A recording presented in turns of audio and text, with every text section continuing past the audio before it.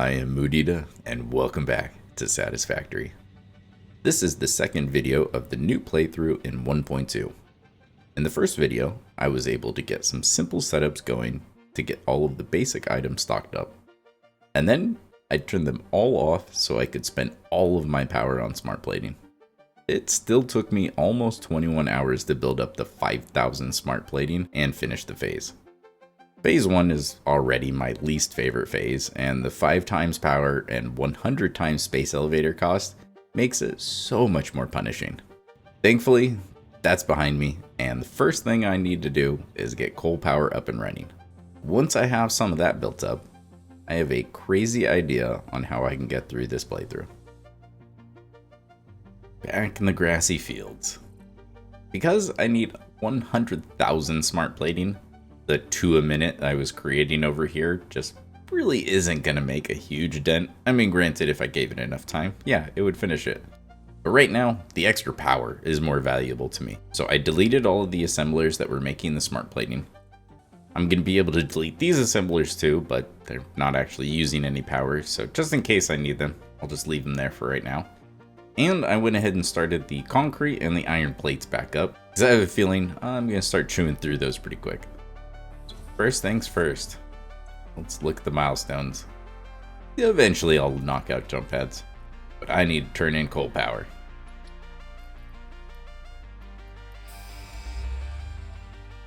Let's go, Ada. Get me out of this biomass jail. Alright, so we can see some of the closest nodes. I did put miners on these in preparation for this video, although these aren't going to be the first ones I use. I can fit some water extractors in there, but not enough for what I have planned. But as you saw, there was one over here. So that is where we're going to head. Plus, it just seems fitting that there's still a coal node over there. It's pretty much the spot to build a coal power plant in the grassy field, so feels like we should do that.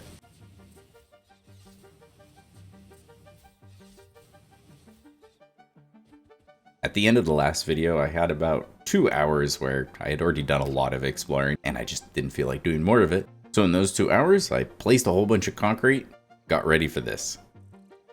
And sure, I have the ladder, but this is just so much more fun. Maybe I should use my parachute on the way down. Alright, so let me show you what I'm gonna do. We're gonna give this enough space. So this foundation will be the very center, and I'm just going to leave that open. That'll be my walkway.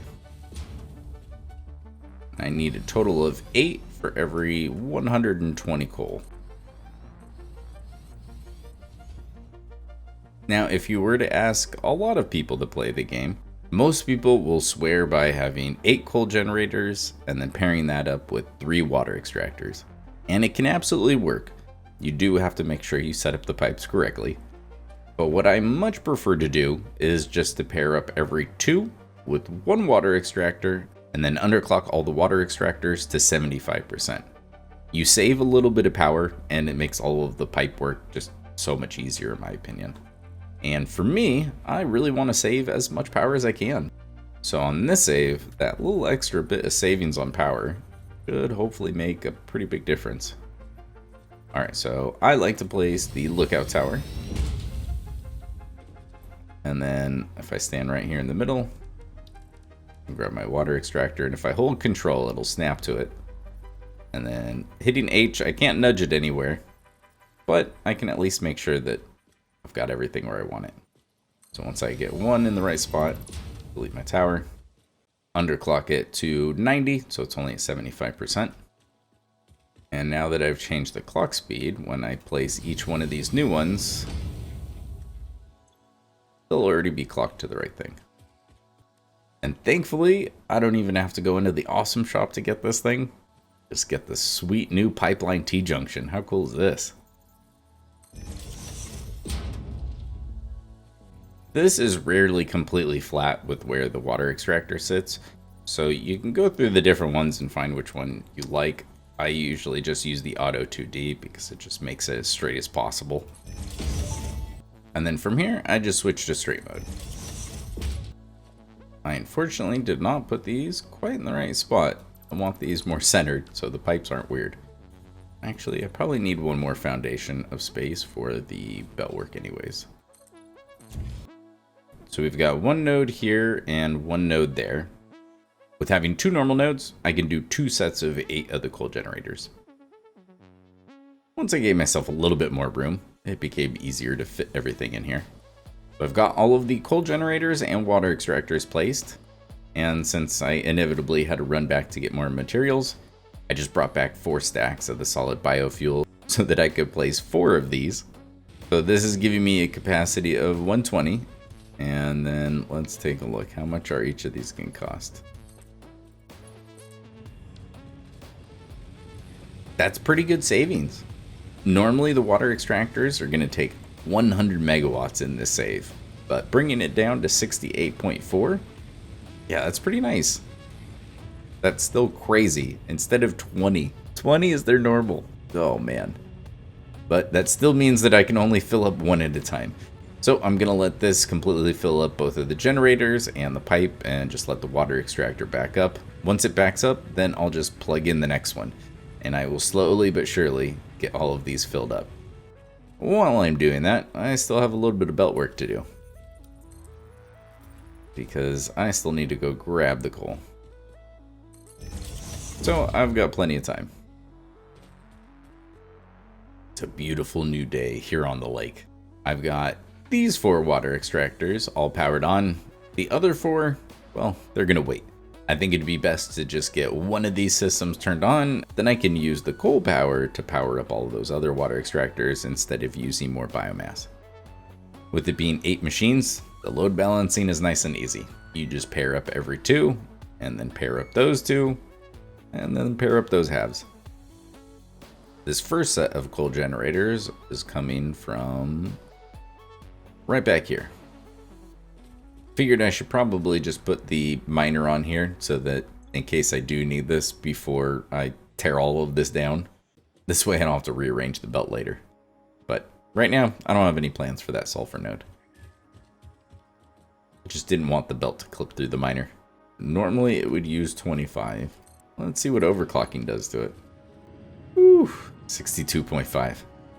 Oh man.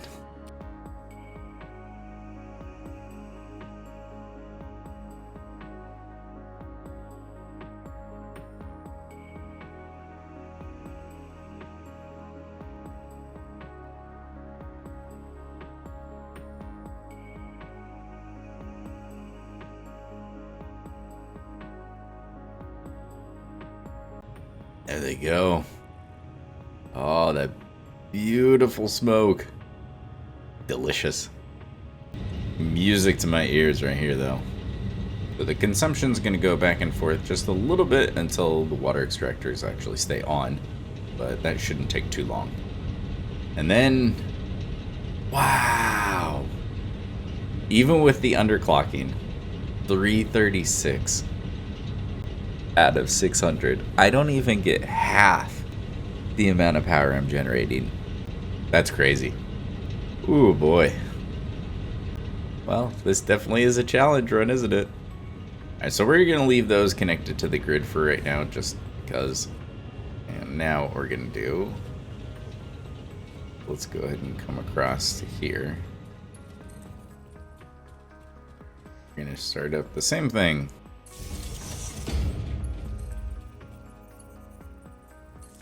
Thankfully, now I've got a little bit more power, so I can power on more than one at a time.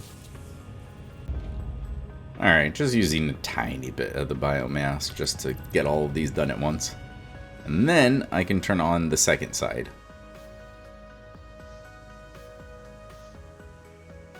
Now that the water extractors are shut off, let's get this second coal node going.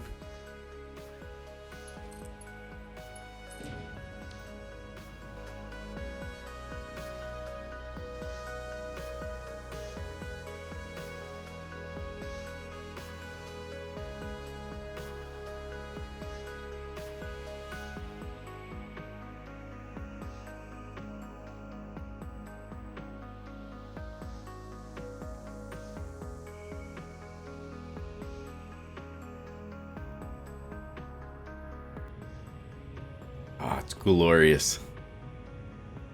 out of the 1200 I'm producing, I need to use 671.9 just to create it.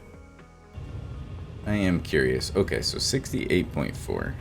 I have 8 of them. So just the water extractors are using 547.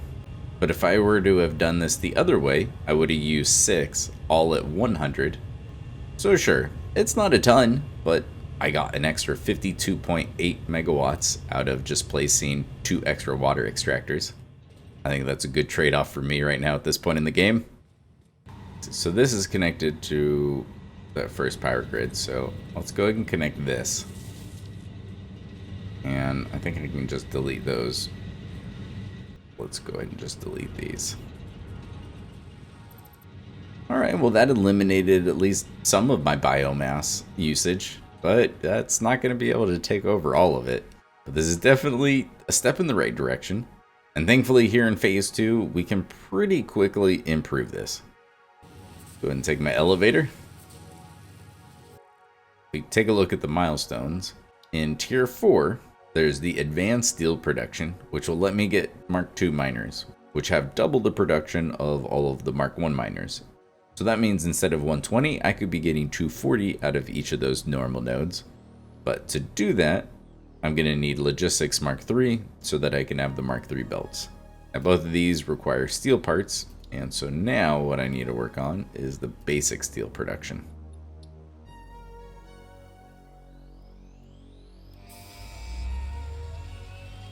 And let's turn this one in. Really wanted to connect these two with power towers, but I can just replace these later.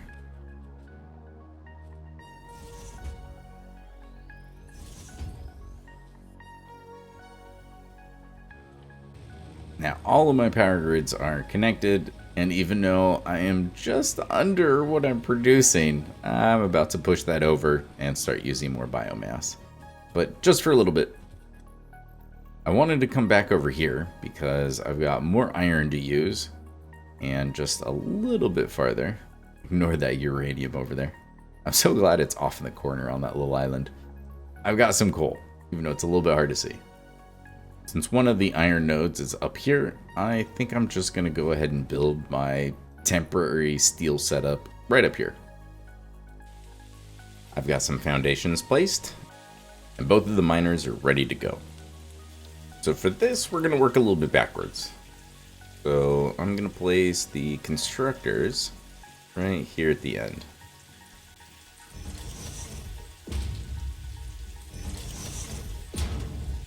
The one on the left is going to be making my steel beams. This requires 60 steel ingots per minute, and it'll make 15 steel beams. The other one will be making the steel pipes. This one is 30 ingots to 20 steel pipes. And honestly, both of those numbers seem fine to start off. So if this one needs 60 and this one needs 30, that means I need 90 steel ingots per minute.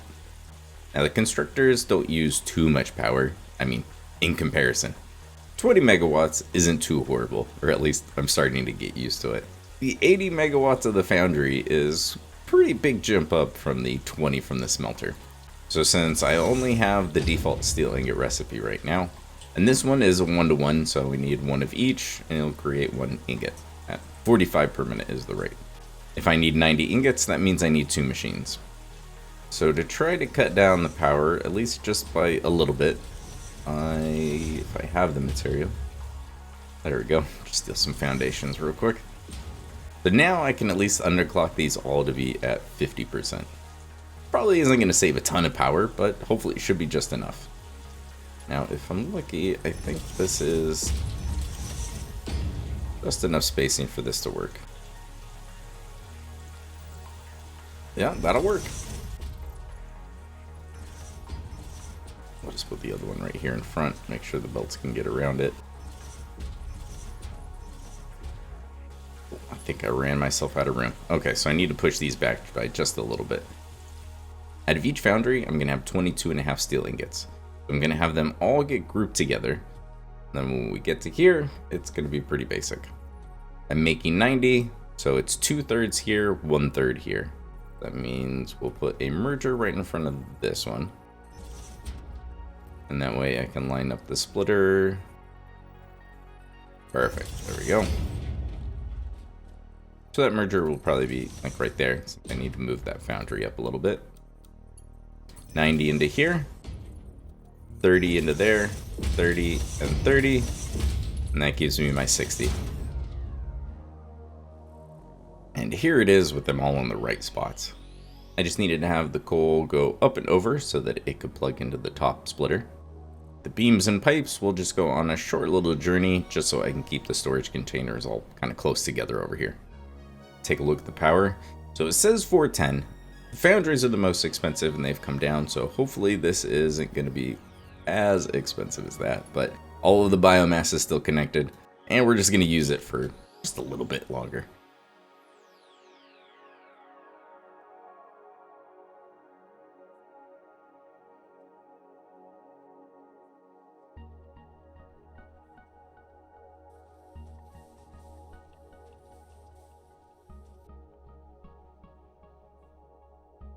And now I've got a steady supply of 15 steel beams and 20 steel pipes per minute. Let's take a look at the power. Yep, definitely over the 1200, so now we are back on biomass. But thankfully, that's really not using too much, and since all of the grids are connected, each one of these are going to burn through the biomass real slowly, and I'm pretty sure if I come over here, I did add a storage container, and it's completely full. So this should be able to run for a pretty long time. Should only take a minute or two and I'll have enough to unlock the next milestone. While I'm waiting for enough steel to build up so I can turn in the tier 4 ones, I'm going to go ahead and turn in the vehicular transport. Go ahead and unlock the tractor, and really more importantly right now, get 3 more inventory slots. I do plan on actually using vehicles more in this playthrough, so this is going to be an interesting one.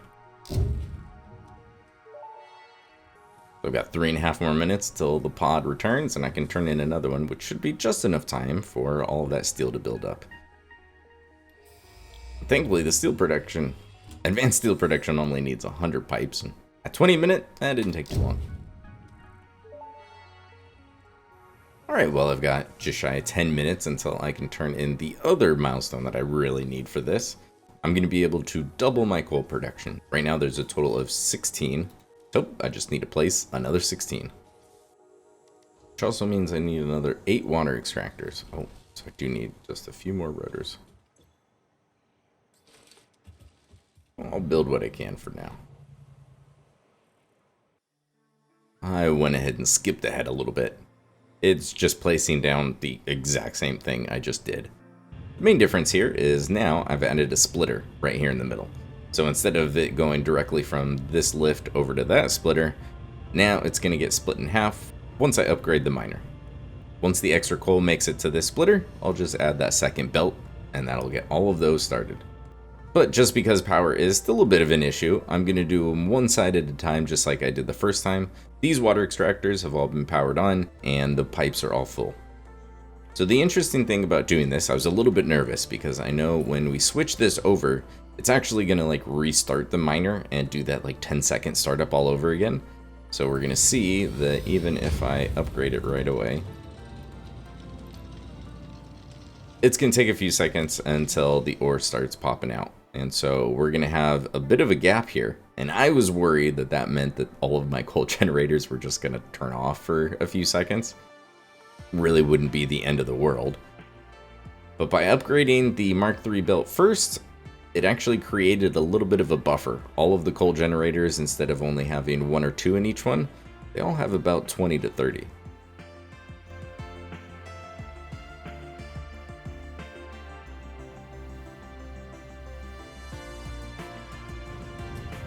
Now that it's here, let's go ahead and connect this side.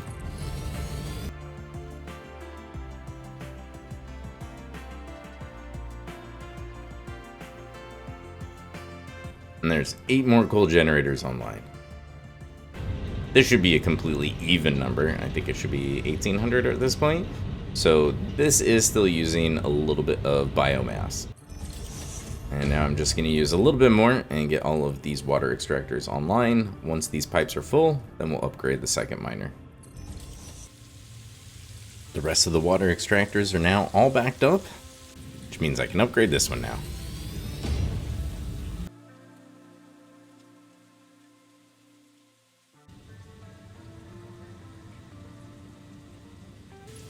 Now I can plug in this built.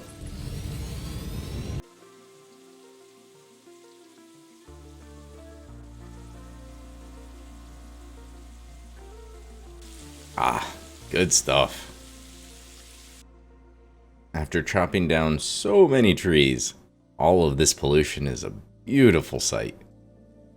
I'm now producing 2,400 megawatts, and hey, it's under the production, not by a lot, but I'm not using biofuel right now, and that's a win in my book. Let's head back to the hub. It's time to unlock the blueprinter.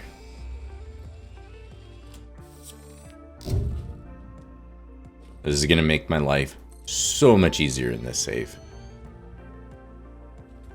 So I think one of the first ones that makes sense to make here would be just a pair of coal generators, because let's be honest, those weren't the last ones I've placed.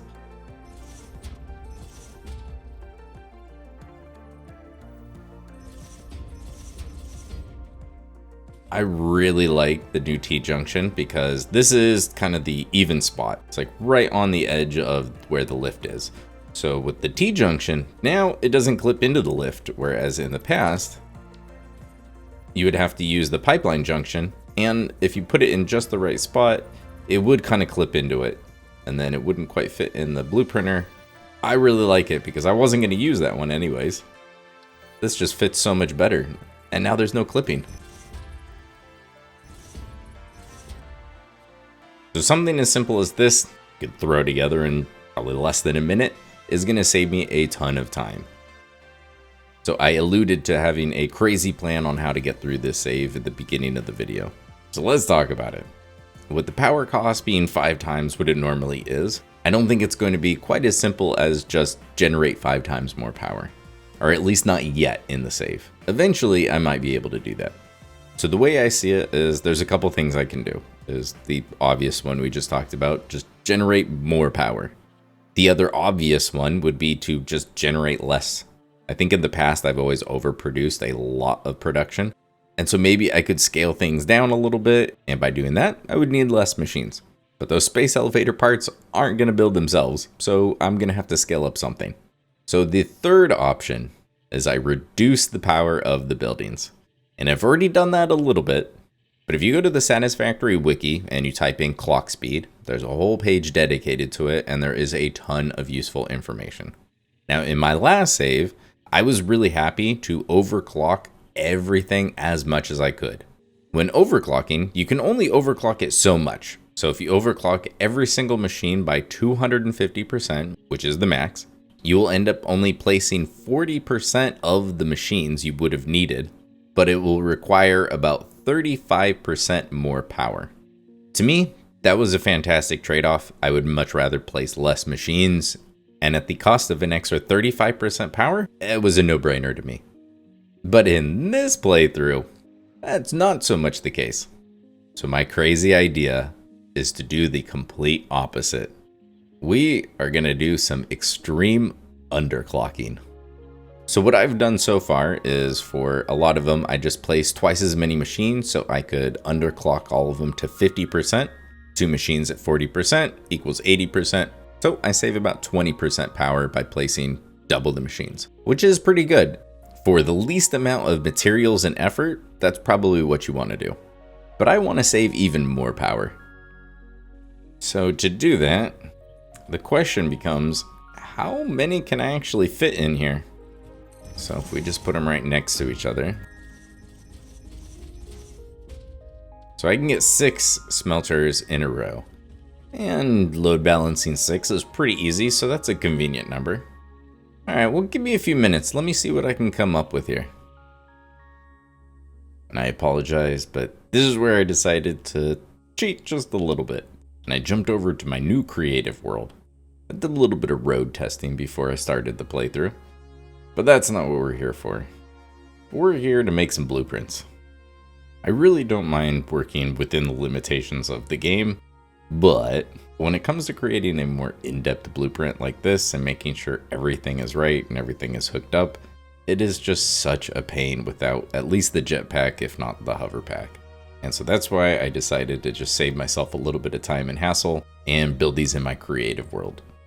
So if you do move a blueprint from one save to the other, you can actually build things that you haven't unlocked yet. So I'll just make sure that I unlock everything in the awesome shop that I end up using. So let's go through these. For the smelters, I was able to fit the 6 in a row, but instead of starting at the very end, I started in the middle so that way it's centered. And then load balancing is real easy. You've just got the 3 and the 3, and those get brought together here. And then I'm doing 3 floors of that. So we just need 1 splitter that leads into that one. And then each of these outputs go to a different floor. And then all 3 floors are being brought together right here at this merger. So there is 18 smelters all load balanced. So the one downside is the roof is ever so slightly clipping in through the very top of the machine. And so it will look fine, except for the very top floor is going to have the smoke coming out, which is a little bit of a bummer. I'm hoping that later on when I get the Mark II and the Mark III blueprinter, I can make these look and probably even function a little bit better. And then for the constructors, it's the same thing, but I can only fit 12 because you can only fit 4 next to each other on each floor. But the belt work ends up being pretty much the same for both of them. Just needed to switch up how the manifolds and things get brought down to the very bottom a little bit differently. So the idea with these is I can put a lot of machines in a fairly small amount of space, and the way that the inputs and outputs are working here, I can easily expand on this. So if I need more than 12 or 18 smelters, I can just stack these on top of each other. And then I'm just going to have like a merger out in front that will combine the multiple stacks. And then same thing out here. I'll just need another splitter out here and do the same sort of thing. One will go here and then do the load balancing for however many towers I need. This is about to get real interesting. All right, so with these out of the way, let's hop back over to the main save. Brand new day. And I have placed a whole bunch of foundations. I really don't like to build on just floating platforms, but this is temporary and I just need a lot of space. So this is built right on top of my existing mini factory here. So what I want to do is start replacing all these things. What I would really like, I'm crossing my fingers, I really haven't crunched the numbers, I have an idea, I think it's a good one, and we're just going to see how it plays out. This could definitely not go the way I'm thinking. But what I want to do is replace pretty much all of this with higher production and then try to bring down the power cost as much as I can. Since I used a ton of concrete building this whole thing, that's the first one I want to do. And I want to try to make this also as easy as possible. So I'm just going to place 1 and then go grab some more iron plates. Oh, this is going to be great. All right, so now I can place the last 2. Spin this around so all of the inputs are on the right side. Oh, that is awesome. It's a pretty quick 36 constructors. And now, let's see, why don't we just put it in the middle? So fully overclocking that miner, I can get 270 out of there. That means it'll be 90 to each of these blueprints. And I think this is going to be too tall to be able to reach all the way to the top one. Yeah, so I think we're going to have to use floor holes. So we'll just do an extra foundation at the start of each of the new blueprints. And I think these should line up, yeah, right in the middle of these. Perfect. So one will go there, one will go there. And then we'll have the left one will go first. And the right one will go all the way up. That goes there. And then this one, I could do it in 2 pieces or it can go all the way up. I'm going to get good use out of the ladders now.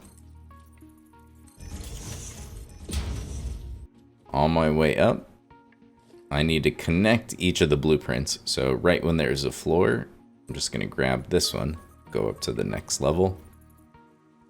And unfortunately, those are just in the way, aren't they? It's all right, we can just jump off here. Connect that. And then we need to connect this one. So Mark II lift, Mark II belt. And we move on to the next one. And it's a good thing I have a parachute. So grab the power. All the blueprints are connected now. Spin this around. And mark 2 into there. Alright, so now I'm going to continue my journey. Whoops. All the way up to the top floor. Now we're going to set recipes. So we're making concrete. I'm going to be using the clock speed field here to do math a lot. So here's the formula I use.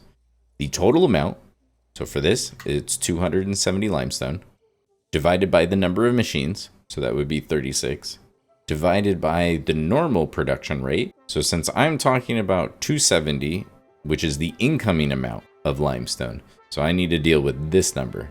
So that would be 45. And then we're going to multiply this by 100 to get the percentage. And there we go. Each one is downclocked to 16 2/3%. Each one will produce 2.5 concrete. And I can double check. 2.5 times my 36 machines. That'll give me my 90 concrete. And now I'm going to do a whole lot of copying and pasting. But thankfully with the parachute, it's actually not too bad. You can kind of just float through each floor, and if you do it quickly, you can just kind of copy and paste on your way down, and then just do it again on the next floor.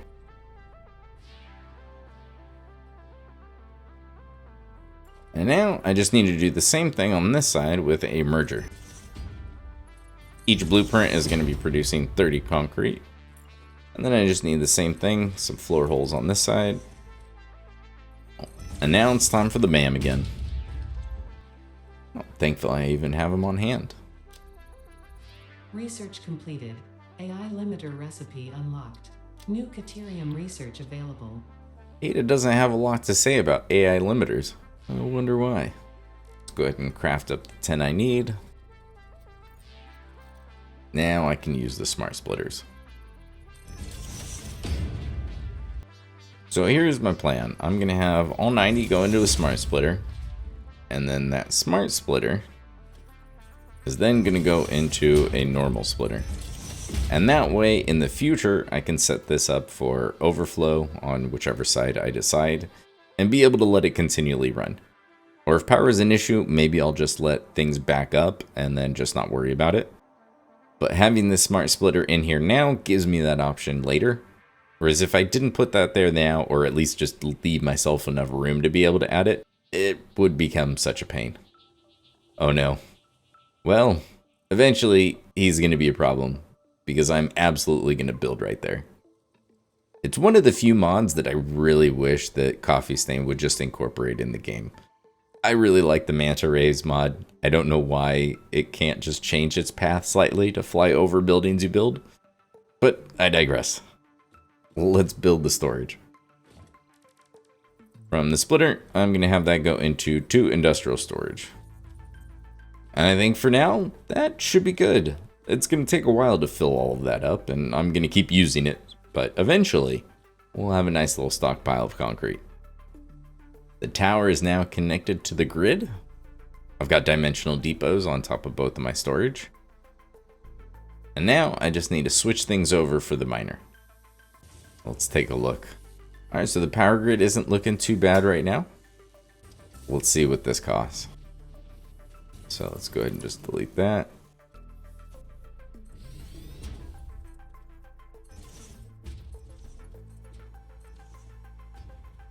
And because this is a pure node, I only need to overclock it just a tiny bit to get the full 270 out of it. Even though that is already using a lot of power, thankfully it won't use too much more. Let's see this monstrosity come to life.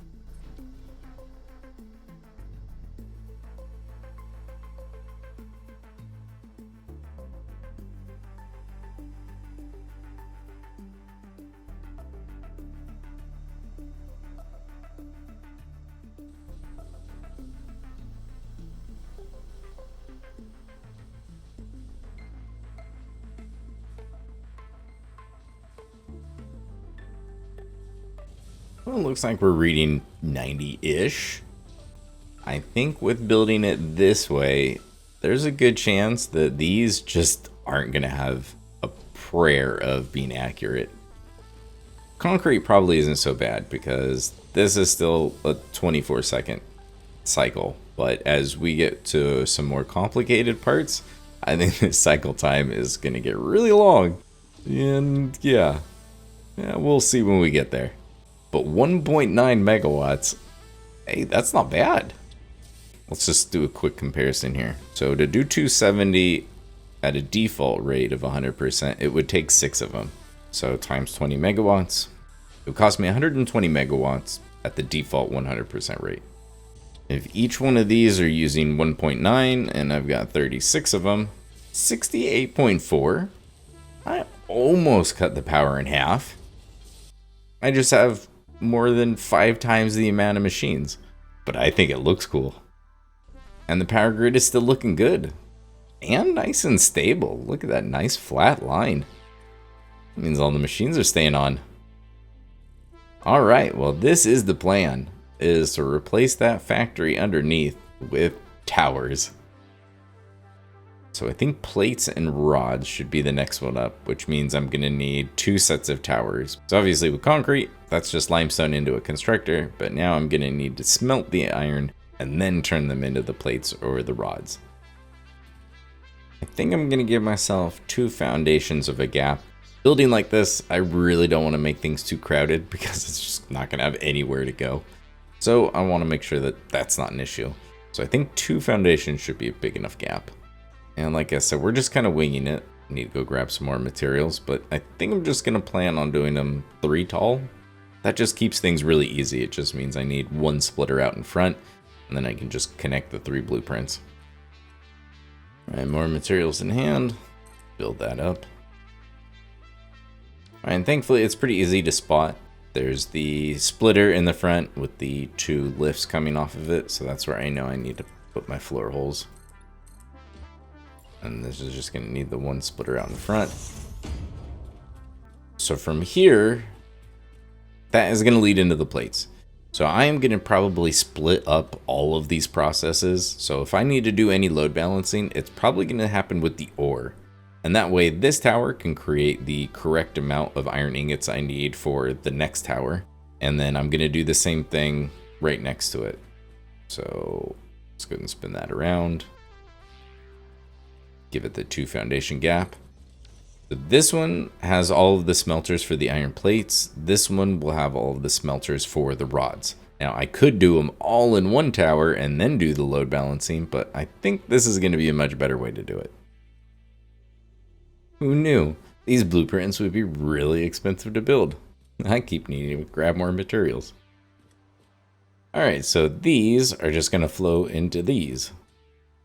And then one last one on top. I think I'll be able to just feed 1 blueprint into the next. I'm trying to think of a reason why that wouldn't work. Yeah, I can't think of one. We're just going to have to try it. Alright, so for these ones, the iron ingots are going to be clocked. I need 60 ingots. And I just placed, let's see, what would that would be 54 machines. And the default rate is 30. Multiply that by 100. 3.7%. All right, that is the kind of underclocking I'm talking about. And I think that is actually going to be more or less what I aim for. Not exactly that low all of the time. But if we bring up that chart again, you'll see if I can get the clock speed down to 10%, each machine would then be using less than 5% of the normal usage. Now you do need 10 of those machines, but still you're looking at using less than half the normal power at the cost of placing 10 times the amount of machines you normally use. But with this style, I don't think it'll be too bad. I say that now when I'm only trying to make 40 plates a minute. And now the plates are going to be clocked. I want to make 40 plates. I just set 3 of these. They each have 12, so 36 machines divided by the default rate of 20 plates per machine. Multiply that by 100. So these are going to be underclocked to 5.55 repeating. This tower is making the ingots for the iron rods, and I only need 20 per minute, so I'm pretty sure I don't need more than 2 blueprints. And then between these two, so this tower is going to need 60 iron ore, and this tower is going to need 20 iron ore. So doing that load balancing is going to be pretty easy. It'll have 80 coming in, and then I just need to split off 1/4 going here, 3/4 going here.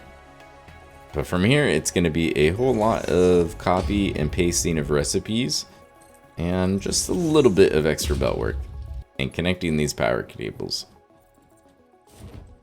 So let me go ahead and just skip ahead again. Welcome back. Aren't they wonderful? Let me take you through it. We just drop through the hole in the wall. This is where we're going to plug in the 80 iron, which is just going to be coming from this miner right here. That'll get split in half, 40 straight ahead, 40 to the right. That 40 gets split in half, so we've got 20 going to the iron rods, the other 20 joining up with the 40. There's my 60 for the iron plates. For the plates, it's the same number of blueprints. We've got 3 sets of smelters and 3 sets of constructors, and since they're the exact same height, instead of grouping it all together and then resplitting it up, I just have each blueprint just feed into the next blueprint over. So that was nice and simple. For the rods, I only have 2 blueprints for the smelters and 3 blueprints for the constructors. So for this one, I combine those 2, they merge up together, and then go into that splitter, which splits it into the 3 different blueprints. Oh no! Just don't look. This is set up the exact same way as the concrete constructors. For the iron plates, I have it set up the same way as the constructors. I've got the smart splitter set up for eventually when these things get more full. It's going to take a long time. I'll probably be using them just as fast as I'm building them for quite a bit. For the iron rods, I don't think I do, and I don't have an unlimited amount of Mercer spheres, so for right now I just decided to stack 2 of them on top of each other. Since these aren't being produced at the highest rate, I want to be able to build up a nice stockpile. And eventually I'll rearrange this so I can have 2-dimensional depots on here. That is 4 more towers ready to turn on. That's probably not the right clock speeds. Let's see. Definitely not. Oh, there we go. 90. Perfect. Not 90. 80. Alright. Now that there's 2 sets of towers, I am a little bit curious to see how long this takes. So here we go.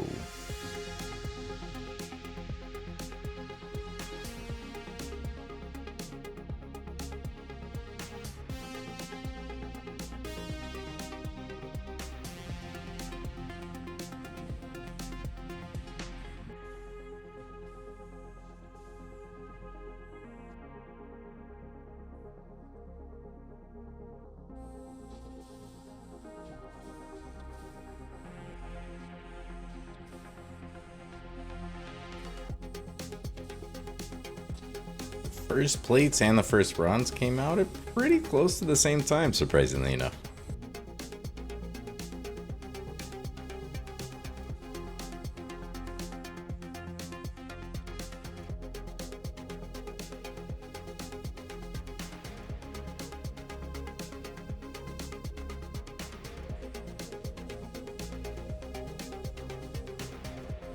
Well, like I said, throughput monitor probably not going to be the most accurate for these.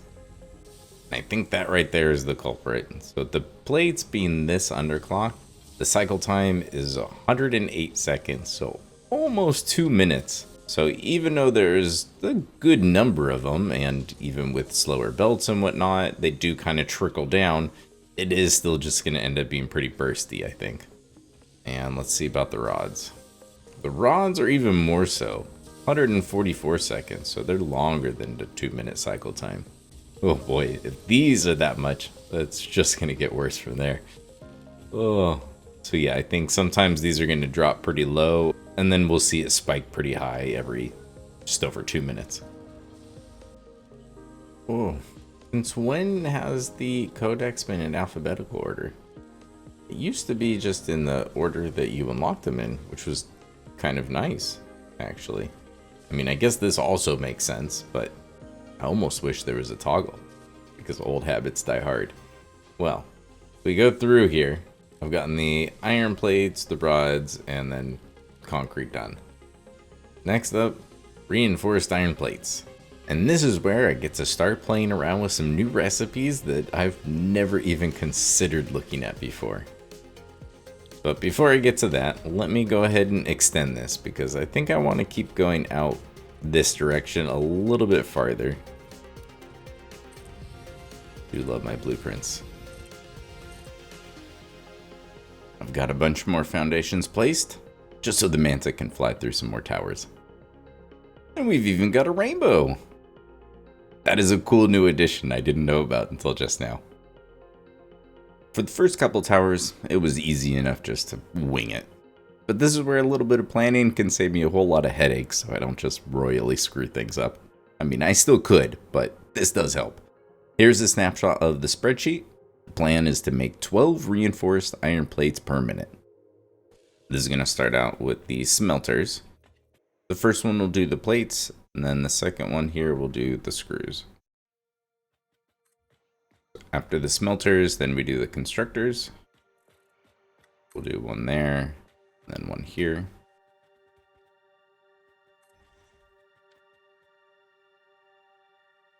I'm definitely having second thoughts about my design choices here, because these are really expensive to build.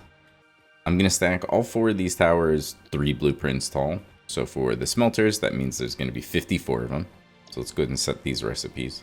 For the iron plates, I need 108 ingots, and I have 54 machines. Default rate of 30 times 100.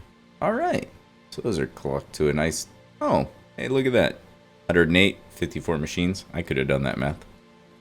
And then let's follow along. So those are going to feed into these ones. So these will be doing the iron plates. 72 plates across 36 machines. They normally make 20 apiece. Multiply by 100. There we go. They will all be clocked to 10%. And then for the other 2 towers, 50 ingots for the screws. This tower is really underclocked. And then this tower will be making the screws. We'll be using the cast screw because, man, cutting out that whole step is just so nice. 200 screws across the 36 machines. Normally they make 50, multiplied by 100. 11.11, so pretty close to what I'm aiming for. Well, I'm now realizing that this design could be better. I'm not going to go back and change them all, but I am going to change it for all of the ones going forward. I'm going to take the plates and the screws, and we're going to bring them together into another tower of assemblers. So as you can see, I decided to swap out a whole bunch of the pieces for concrete. Instead of the metal frame pillars, I went with just the big concrete pillars. And instead of fix-it foundations, I went with concrete. Because right now, I am producing way more concrete than anything else. And so it just makes way more sense to do it this way. I had built up a whole bunch of steel beams, and now I have used them all. And I'm just not creating enough per minute to be able to build all of these towers. So I just need to let some more materials build up so that I can finish off these towers. And I figure I'll just keep these first 2 rows this same old style, but I am going to transition all of those blueprints to be all concrete. And that should save me a lot of iron plates and basically cut out the steel beams completely. This will be much more resource efficient to build. But while that builds up, let's go ahead and set these recipes. But I actually don't want to use the reinforced iron plate recipe. Instead, we're going to use an alternate. And it's actually the first one available. So if you do a comparison between this and the regular recipe, because you have the same iron plates and screws as inputs, the plates to reinforced iron plates ratio is the same, but you actually end up spending more screws per reinforced iron plate with this recipe than the default. So why would you want to use this one? Well, the main difference right here is the per minute rate and per cycle too, but really it's the per minute that's the most valuable. The bolted iron plate alternate recipe creates 3 times as many per machine. So yes, it's a little bit more expensive as far as the screws go, but it is so much cheaper as far as power, especially when the assemblers are just so expensive right now. This is huge. So the bolted iron plate, let's go ahead and set this recipe. I'm going to be making 12 per minute. Just because I want to see how much I can bring down the cost, I'm going to place 4 of these blueprints. There's 3 on each floor, and there's 2 per floor. So 6 per blueprint. So that'll be a total of 24 machines divided by the default rate of 15 per minute. Multiply that by 100. Oh, we brought that down by a lot. Alright, so now I just need to place a whole bunch of ladders, copy and paste a bunch of these recipes, and get the power hooked up between the different floors. And go grab some more materials so I can place the rest of these towers. So I'll see you in a blink of an eye. Alright, so that took a little while, and I am really glad I'm switching over these blueprints to be concrete only. I was chewing through way too many iron plates. I've got the 4 sets of blueprints for the assemblers. Of course, with jet black concrete and at night, this is just the perfect time to do this. So this right here is going to group up the 72 plates. And then those will just get plugged into there. The 200 screws will get grouped up and then plug into this one. And the way this is going to work is we're going to split that in half. So that'll be 100 here, and then the other 100 is going to go halfway up, which I believe should be that spot right there. Yeah. So that is going to skip that first floor, and it's going to go up to that one. Then this one is going to get split in half, so 50 will go here, and then the other 50 will go to this next floor. So there's 50. There's the 100 that goes all the way up there. So on the first floor, we just need the 50, and then we're going to go up 2 spots so it can plug into this splitter. And then on this one, since this is halfway up the tower, we're going to add 1 more splitter. This is the line of 100. Plugs into there. And now 50 goes to this floor, and then 50 goes to the very top blueprint, which will be that spot right there.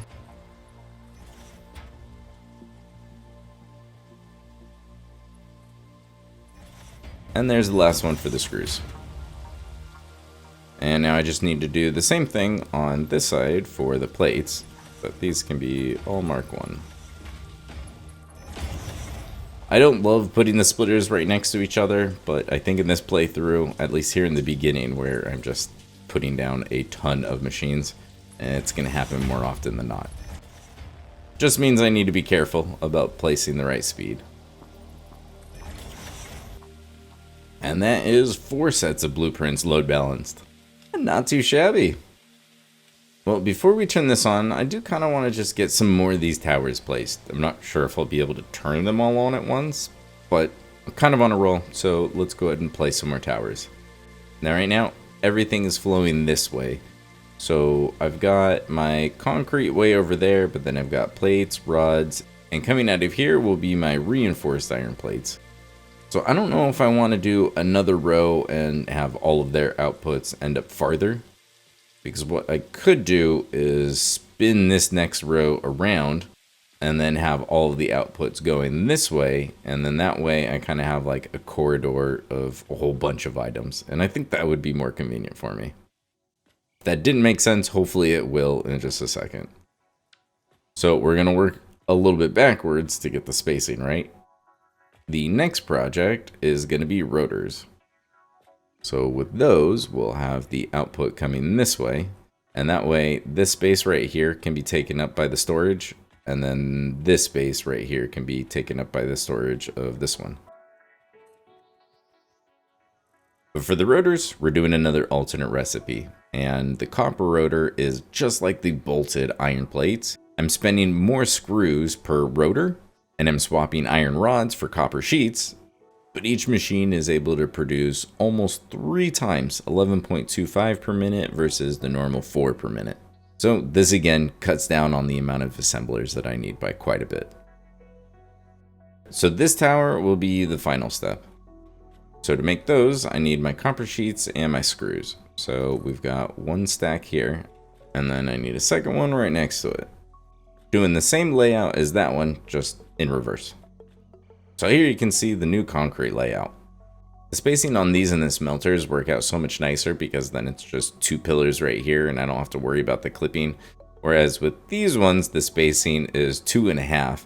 So with these, I went with concrete all the way up, But then to kind of hide things, I had to do 2 half foundations that are clipped into each other, or else you end up with this, and you end up seeing the clipping all the time. I'll just place one. And that just drives me nuts. I really would prefer to not have that. So that's the main difference between the 2 different ones. And unfortunately, I couldn't get 3 stacks, but 6 is still a good number to work with. Okay, so with the constructors, these ones are going to do screws. These ones are going to do the copper sheets. And there is a reason why I'm laying it out in this order. So now we need towers for the smelters. And here's the tower that'll do all of the ingots for the copper sheets. So my idea was I was going to go white, kind of a gray, and then black with the assemblers. And then as we go to more advanced, I'd figure out a fun new color. But these weren't quite as white as I was thinking, because I didn't want to make them pure blinding white. I thought that would be just too much. So I have a feeling it may end up being a whole lot of gray when there's a bunch of these towers, but we'll see and we'll play it by ear. These are honestly still kind of temporary. I think later on I'm going to have a better way to do most of these things, and I think I'm going to end up replacing all of these. Obviously I need some more materials so I can place all of the towers, but that layout right there will get me my copper rotors. And the reason I did screws and then the copper sheets is right next to here. I want to start adding in some of the other things. With the copper sheets coming out of there, and I need a whopping 18 copper sheets to be making the 9 rotors a minute that I'll be making, I figure I might as well do some load balancing with those ingots, and I can create some more of my copper items. So next one up is we're just going to do copper sheets for my storage. And then next we'll do wire. And because I'm really not going to be making a whole lot of wire, instead of splitting up the process for the wire and doing wire and then another one doing wire and cable, I am just going to split the output on this. If I make 15 cable per minute, all I have to do is go on one exploration trip and I'll have built up so much cable that I'll probably never end up going through it all.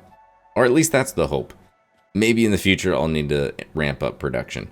But I'm just going to split half of the wire I'm producing, and it will go into its own storage, and then the other half will then go into these constructors and make my cable. Now I just need a tower of smelters in front of each of these towers of constructors. But of course, I need more materials. While I let some more material build up, I think it's finally time to unlock the basher.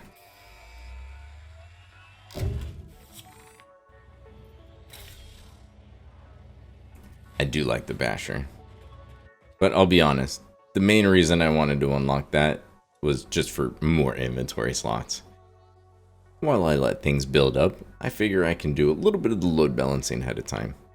Since the copper node is that one right there, and the iron node is this one right here, I'm just going to do the load balancing on the platform right underneath, and then that way I can belt those to where they need to go and then just use a floor hole.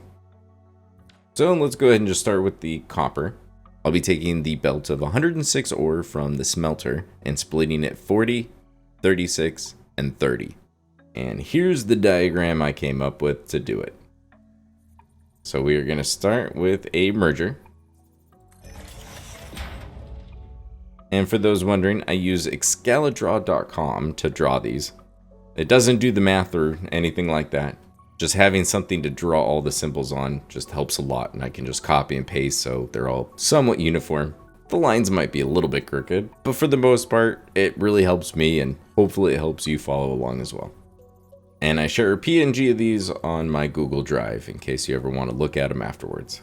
So we go with the merger, and then we're going to go with a splitter, and then another splitter. So the right of this one, I'm going to give it 2 meters because I'm going to have to do a little bit more of that looping back down the line. And then if we go over to this splitter,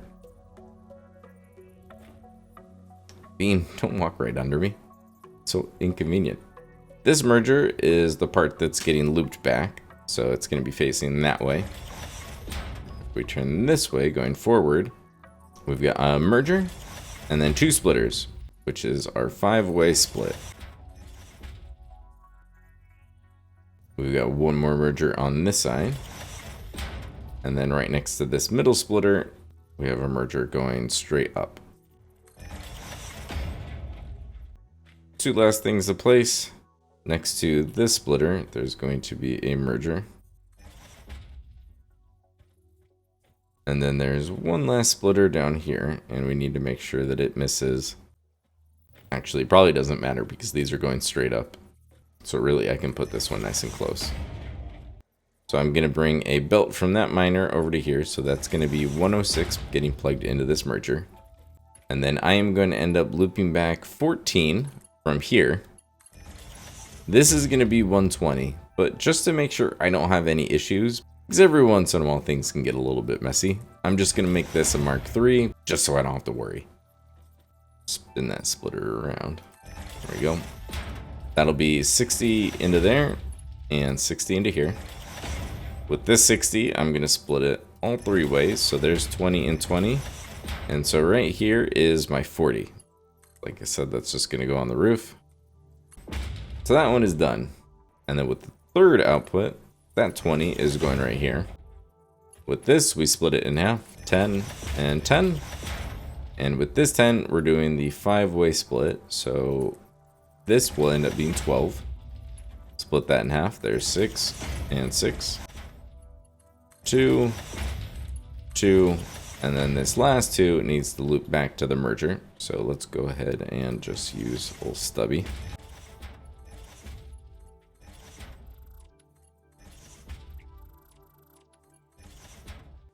That completes the 5-way loop. So now we've got 4 on this one. That's going back with that 10.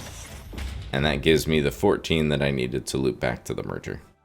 So the 120 got split in half. This 60 is into a splitter. So half of it goes to the right tower. The other half, we're going to go ahead and place another one of these. That bit is going to come back over here. And that 30 is meeting up with that 6. And now I've got the last piece I needed, the 36. And so then that will head off into its tower. Not too bad, right? And for the iron, there's actually quite a few iron nodes around. So I've got that one. And then I know there's some other ones fairly close by. So I might not actually, like I know there's, I think, an impure down there. Might not have to do any load balancing, because if I can just split it up and underclock miners, that would be even better. Let me finish up this belt work, polish up the towers, and we'll watch at least one of them come to life. The towers are ready, but before we go on that quick tour, I decided to clean up the existing reinforced iron plate and rotor factory. No point in having them both running, especially when I need all of that power. So let's take a look. So right now, oh yeah, deleting that factory bought me a good bit back. Got a little over 300 megawatts of room. That max consumption is crazy. It's gonna come down by quite a lot. Until the machines actually cycle, it shows the full power usage, but obviously there's a lot of machines that are underclocked. And if we take a look over here, that is what my starting factory has turned into. Isn't it wonderful? Here is the start of the 2 new towers. Still the old design here. This is going to be doing the reinforced iron plates, and I did end up needing to do a little bit of load balancing. And here's the diagram for this one. And I know it looks like a lot, but it's really not too bad. I need 158 iron ore, and I needed it to split 50 and 108. 158 isn't the best number, so 160 is. I'll just plan on looping back 2. And then I can work with 160. You split that in half, you've got 80 and 80, then 40 and 40, until you get to the point where you can do a 5-way split to get those last numbers that you need. So we've got 50 going here for the screws, and the 108 going there for the plates. Those then get balanced across the 3 blueprints, and since I'm using the same amount of blueprints for the smelters and the constructors, and they're the same height, instead of merging them and resplitting them, we can just have those go right across.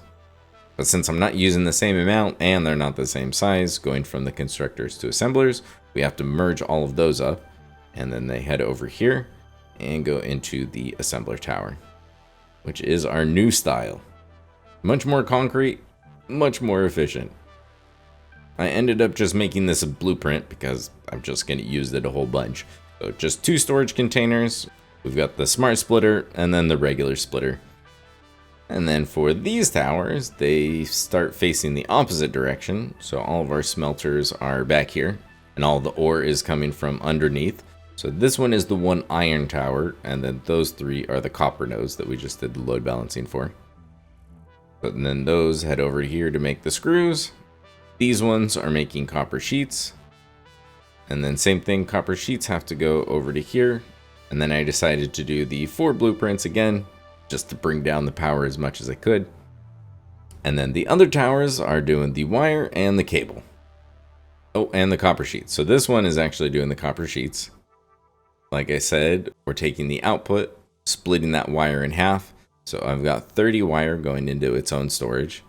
The other 30 wire is just going into this 1 stack. Because even with 1 blueprint, they're underclocked to under 5%. So I thought that was fine. Make my life easier that way. Well, as far as power goes, I want to think that I could turn all of this on and be fine. I mean, I would be fine. It's just the question is whether I'd be going through biomass or not. But to play it safe, we're going to go slow. And we're going to start with the reinforced iron plates. The other ones are kind of tied together because I'm using 1 copper node for basically all of those. So let's just see where we're at with the reinforced iron plates. We get a nice nighttime startup. Hopefully this still looks good. If it's way too dark and looks horrible, let me know, and hopefully once we get mods back, we won't have to deal with it. To get the reinforced iron plate started, I just need to get this miner going, and it'll give me the 158 iron ore that I need. I am curious to see how long this takes. Now that there's 3 steps to this, and one of them's an assembler, I think it's going to take a little bit longer. So let's see.